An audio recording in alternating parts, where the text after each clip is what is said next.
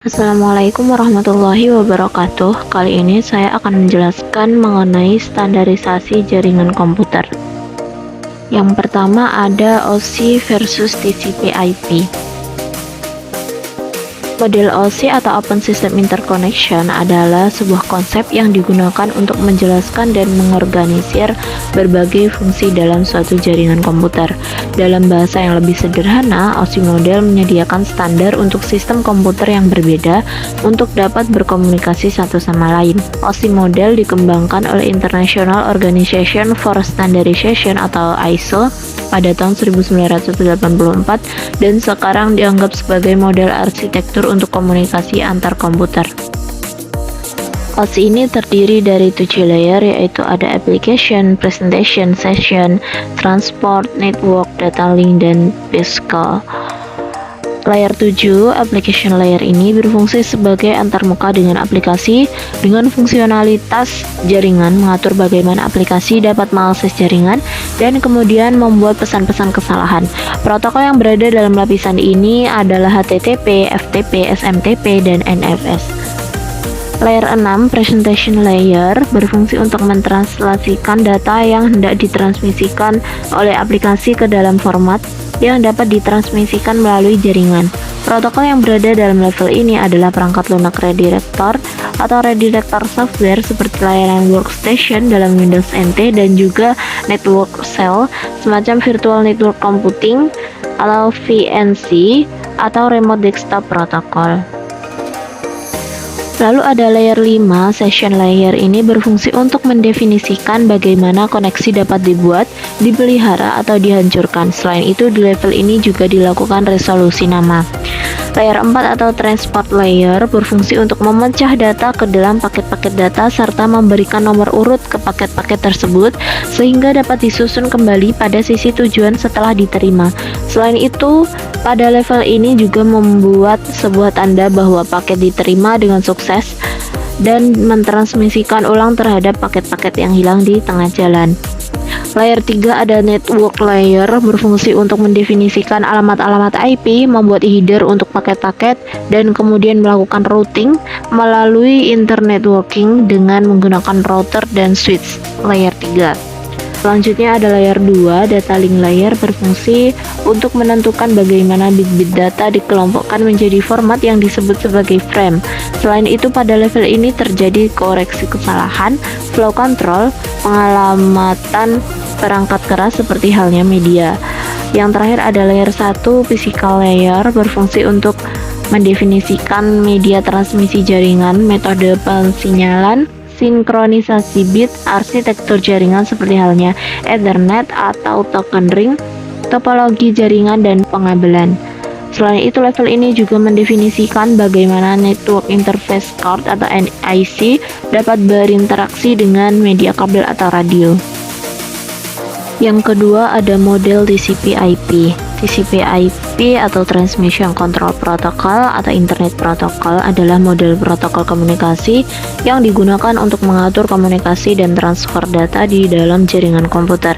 TCP/IP model dirancang dan dikembangkan oleh Departemen Pertahanan Amerika Serikat pada 1960-an dan didasarkan pada protokol standar. Model TCP/IP adalah versi ringkas dari model OSI. Model ini berisi 4 lapisan, tidak seperti OSI model yang memiliki 7 lapisan. TCP/IP terdiri dari 4 layer, yaitu yang pertama ada application layer. Lapisan ini menyediakan antarmuka untuk aplikasi dan layanan yang berkomunikasi melalui jaringan. Protokol di lapisan ini mendukung aplikasi seperti browsing web atau HTTP, transfer file, FTP, dan pengiriman email SMTP. Yang kedua ada transport layer. Lapisan ini memastikan pengiriman data yang handal dan sesuai urutan. TCP atau Transmission Control Protocol menyediakan koneksi yang andal dan mengontrol aliran data, sementara UDP User Datagram Protocol menyediakan pengiriman tanpa koneksi dan tanpa jaminan urutan. Yang ketiga ada network layer. Lapisan ini menangani pengalamatan perangkat dalam jaringan dan memberikan rute untuk mentransfer paket data dari satu perangkat ke perangkat lainnya. IP address berperan penting dalam pembagian alamat IP dan routing data melalui jaringan. Yang keempat ada Network Access Layer. Lapisan ini bertanggung jawab untuk mengelola koneksi fisik dengan perangkat keras jaringan seperti kartu jaringan atau Network Interface Card dan switch. Ini mencakup aspek-aspek seperti pengenalan alamat fisik atau MAC address dan pengiriman frame data antar perangkat dalam satu jaringan lokal. Selanjutnya protokol yang bekerja di OSI layer. Pada application layer ini ada HTTP, FTP, NFS, DNS, POP3, MIME, SMB, NNTP, DHCP, dan untuk presentation layer ada Telnet, SMTP, SNMP. Pada session layer NetBIOS, NetBUI, ADSP, PAP, SPDU.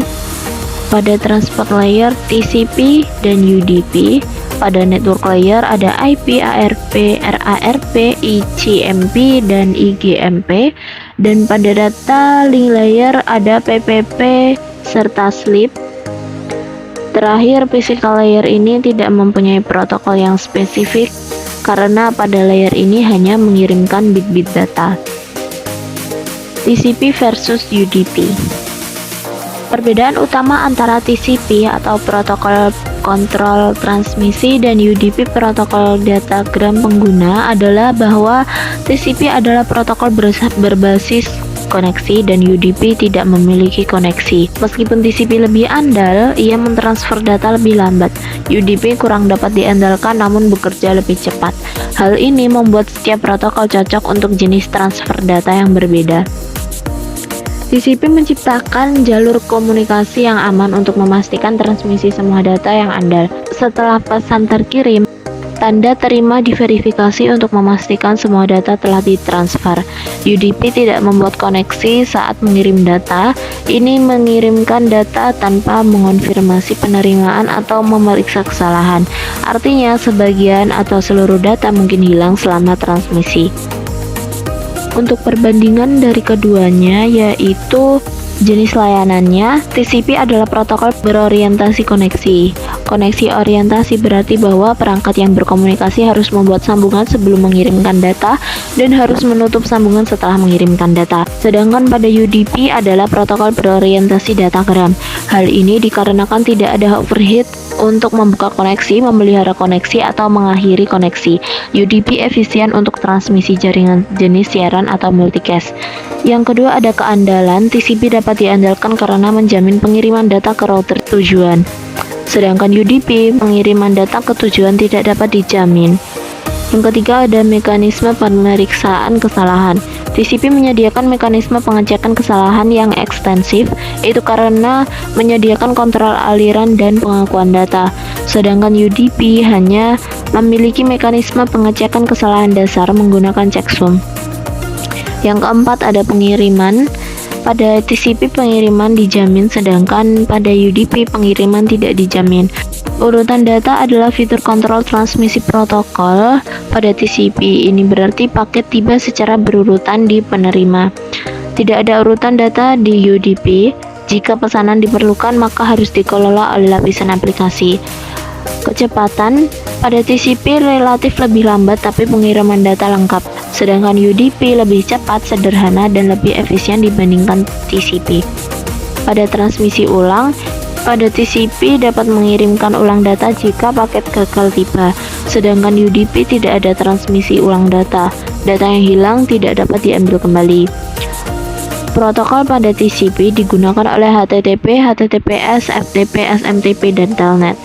Pada UDP digunakan oleh DNS, DHCP, TFTP, SNMP, RIP, dan VoIP. Pada jenis aliran TCP, koneksi TCP adalah aliran byte, sedangkan koneksi UDP adalah aliran pesan. TCP memiliki header dengan panjang variabel 20-60 byte, sedangkan UDP memiliki header dengan panjang tetap 8 byte. Pada aplikasi TCP, protokol ini terutama digunakan dalam situasi ketika prosedur komunikasi yang aman dan terpercaya diperlukan, seperti dalam email, penjelajahan web, dan dalam dinas militer. Sedangkan pada UDP digunakan dalam situasi di mana komunikasi cepat diperlukan namun ketergantungan tidak menjadi masalah, seperti VoIP, streaming game, streaming video, dan musik. Protokol mana sih yang lebih baik antara TCP atau UDP? Hal ini tergantung pada apa yang Anda lakukan online dan jenis data yang ditransfer. UDP lebih baik jika Anda bermain game online karena transfer datanya yang cepat memungkinkan sebagian besar game bebas lag. TCP lebih baik jika Anda mentransfer file seperti foto keluarga karena TCP memastikan data tipe persis seperti yang dikirim. TCP ini terbaik untuk email atau SMS, transfer berkas, menjelajah web. Sedangkan UDP ini terbaik untuk streaming langsung, permainan online, dan obrolan video. Ada banyak sekali network protokol, diantaranya adalah Serial Line Internet Protocol atau SLIP, Simple Mode Transfer Protocol, Hypertext Transfer Protocol, Telecommunication Network, File Transfer Protocol, Lightweight Directory Access Protocol, Secure Socket Layer, Simple Network Monitoring Protocol, Secure Cell, Post Office Protocol version 3, Internet Message Access Protocol, Internet Control Message Protocol, Point-to-Point Protocol, Domain Name System, dan HTTPS. Selanjutnya ada Well-Known Port dan Reserved Port. Port adalah mekanisme yang digunakan untuk mengidentifikasi layanan atau proses tertentu di dalam suatu perangkat jaringan. Dalam konteks protokol TCP/IP ada dua jenis port yang umum dikenal, yaitu Well-Known Port dan Registered Port. Well-Known Port, rentang port dari 0 hingga 1023, digunakan untuk layanan yang umumnya dikenal dan memiliki kegunaan standar. Contohnya ada port 80, port 443, port 21, dan port 25. Sedangkan pada register port, rentang portnya dari 1024 sehingga 49151, digunakan untuk layanan yang dikembangkan atau ditentukan oleh organisasi pihak ketiga. Biasanya digunakan untuk aplikasi dan layanan yang tidak termasuk dalam kategori well-known ports. Contohnya ada port 8080, 3306, dan 5432. Terima kasih karena sudah menyimak materi tentang standarisasi jaringan komputer sampai akhir. Semoga kalian dapat memahami pematerian yang aku tuliskan di video ini. Dan sampai jumpa lagi. Assalamualaikum warahmatullahi wabarakatuh.